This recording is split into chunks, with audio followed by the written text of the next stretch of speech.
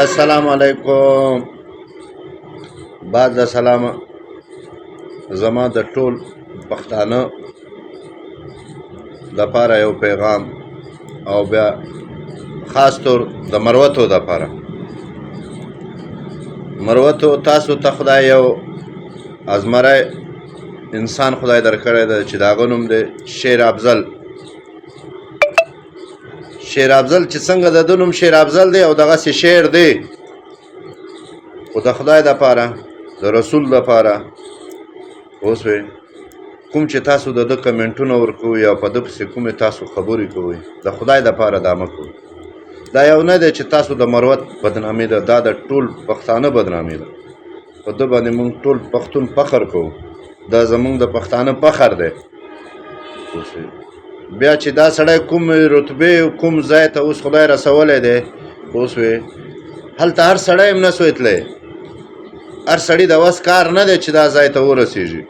اوسوې دې سړي تکلیف کړی دی، همت یې کړی دی، منډې کړي دي، ترنډې کړي دي، تعلیمونه یې کړي دي. اوسوې نن چې دی یو ځای ته خدای رسولی دی، نو ما ته څوک چې دی بېرته هغه د بل چا د پښو خاورې جوړو، نو باید چې ما ته دی د سر پټکی جوړ کړو، د سر تاج یې جوړ کړو، تاج.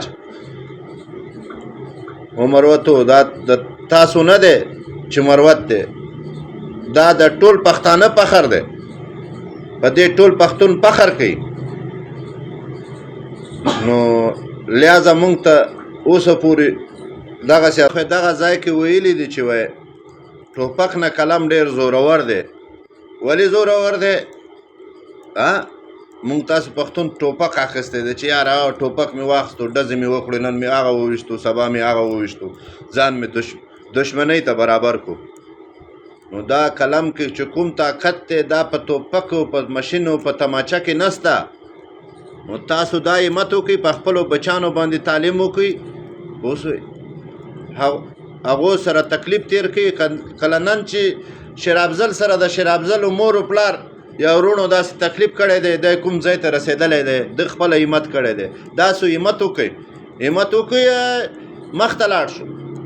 چې څو مخ ته تللی سوی، اوسې څوک هغه لارې نه څوک نه سوی راګرځولی، مخ ته همت وکړئ. نو شیر افضل سره که همت نه سر کولی، نو شیر افضل شاته غورځوئ ما چې شیر افضل د خلکو د پښو خاورې جوړوي. شیر افضل چې دی یو نر دی، یو ازمری دی. اوسې زما ده ته سلام دی، د ټول پښتانه فخر دی. داسې مه کوئ ورونو.